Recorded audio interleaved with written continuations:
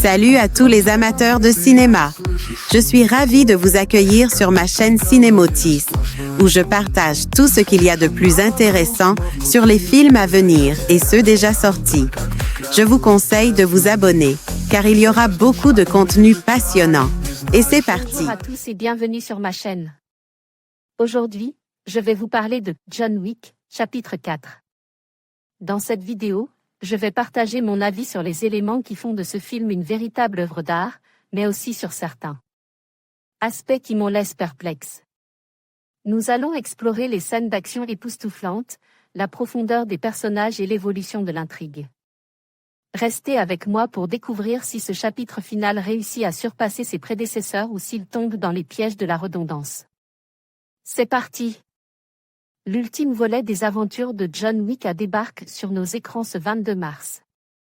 Celui dont on s'est gentiment moque d'avoir voulu sauver son chien revient pour ce qui pourrait bien être une dernière aventure au cinéma, et même si l'univers sera développé en spin-off.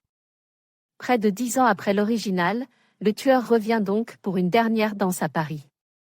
Et rien que pour cela, le film part avec des points bonus.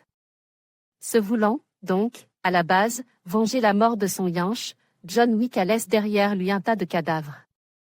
Mais en s'attaquant à l'un des membres de son organisation de méchants ultra-secrètes dans un lieu se voulant neutre, Wick va s'attirer les foudres de son gang.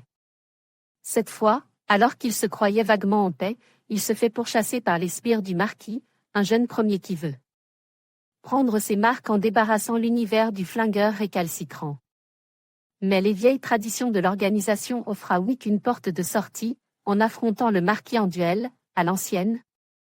Il pourrait acheter définitivement sa liberté. Par ici, on aime bien John Wick, autant le personnage que l'univers très old school des tueurs. Si les deux volets précédents mettant l'accent sur leur fonctionnement, parfois de là à être incompréhensible, ce quatrième volet veut changer la donne en se focalisant davantage sur les personnages. De toute façon, le spectateur est habitué donc il ne sera pas surpris de voir un vieux standard téléphonique installé dans la tour Eiffel, si. Toujours aussi ultra généreux en action, le film s'ouvre sur une longue fusillade dans un hôtel japonais. À l'image d'un jeu vidéo, tous les méchants semblent avoir pris du galon.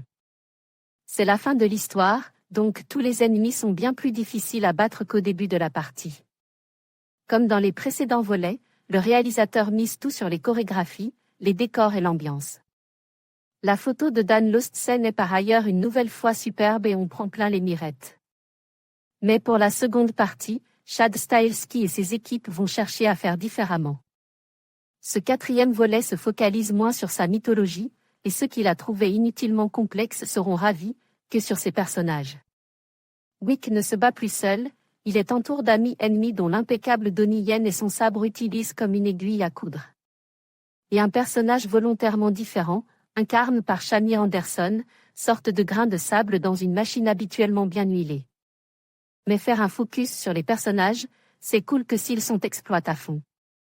Stahelski dispose du légendaire Hiroyuki Sanada et Scott Adkin, sous une mégatonne de maquillage, à son casting mais ne les utilise pas complètement, préférant aligner les sous-fifres en mode chair à canon.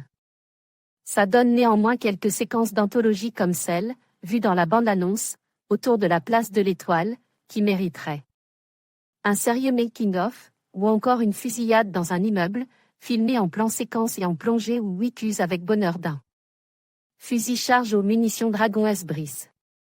Pour mieux finir au pied du Sacre-Cœur au lever du soleil.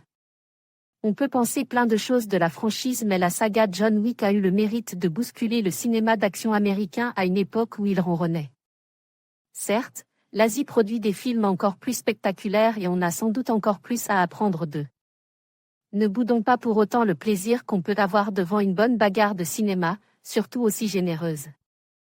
John Wick chapitre 4, de Chad Stahelski sorti en salle le 22 mars 2023. Actualité, critique, le film de la semaine, Top Actu.